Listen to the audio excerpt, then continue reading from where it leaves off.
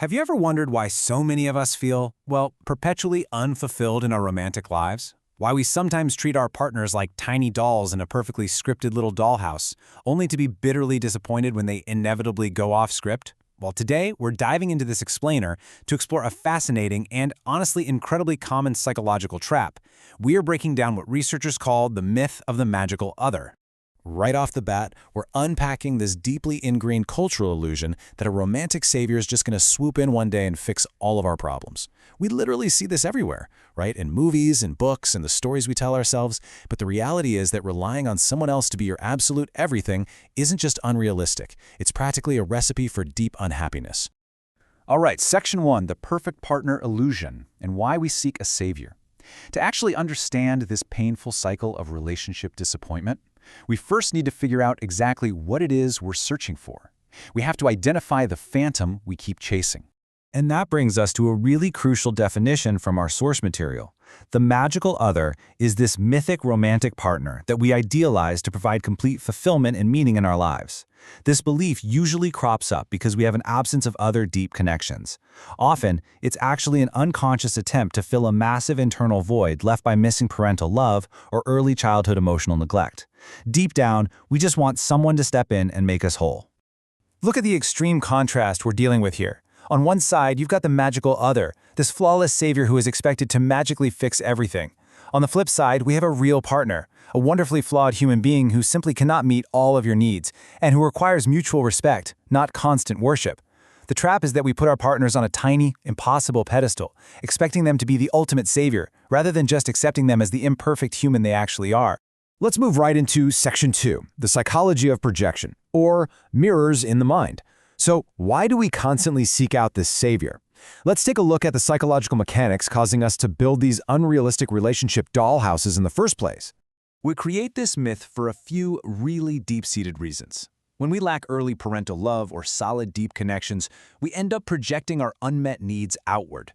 We look for external validation, approval from somebody else, instead of doing the hard work of building our own self-esteem.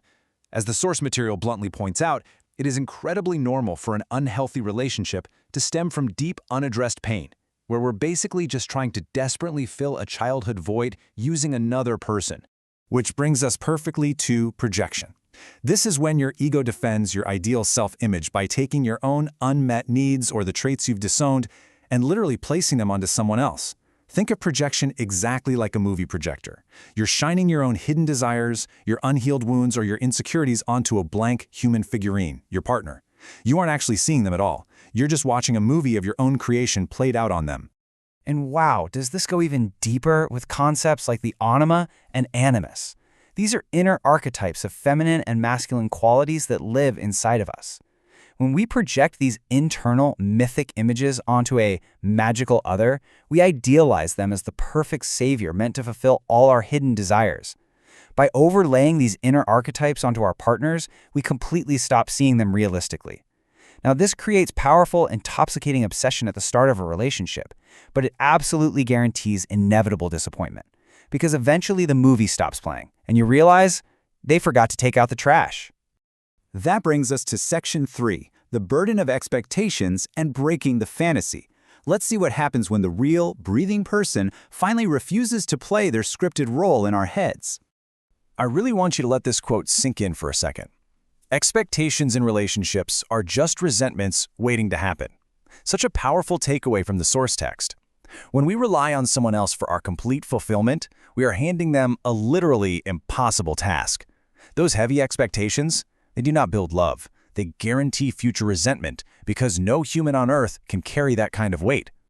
So the real kicker is right here. The fantasy shatters because no single person can meet all of your needs. Even though falling in love feels entirely perfect at first, a partner's human flaws will inevitably become apparent. The pristine dollhouse shatters into a million pieces. When they don't live up to your impossible expectations, you're left frustrated, resentful, and ultimately forced to face your own reality. And that leads us to Section 4, confronting the shadow self and looking inward. Because the truth of the matter is, the frantic search for the magical other is actually just a massive distraction. It's an escape hatch to avoid facing what we truly need to heal, which requires looking strictly inward.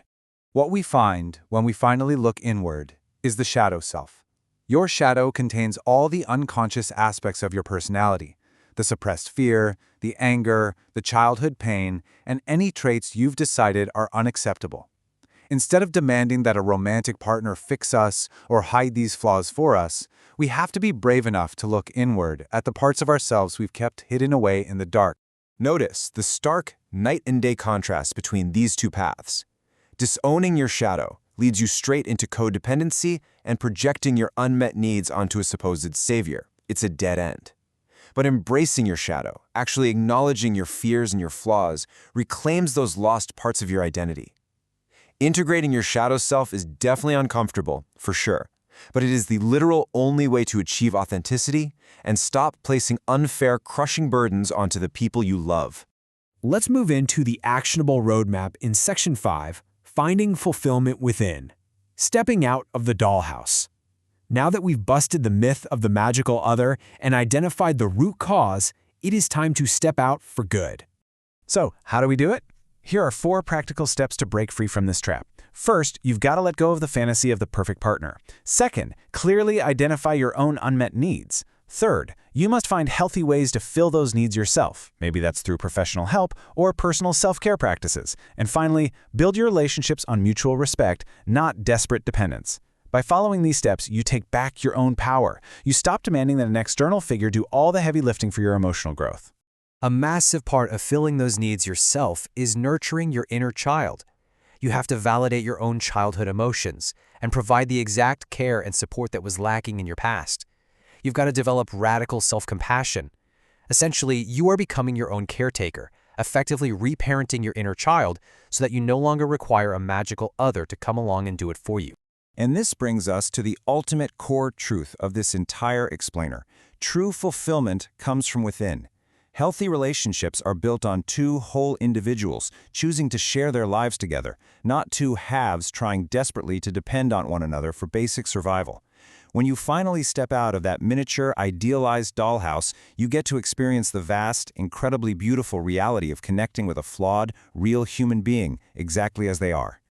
I'm going to leave you with this provocative thought to reflect on as we wrap things up today. Once you release the heavy burden of the magical other, once you finally stop asking someone else to save you, you finally have the freedom and the energy to discover your true self. So, if you stop looking for a savior, who might you become? Thank you so much for exploring this with me today. Keep looking inward, and I'll catch you in the next explainer.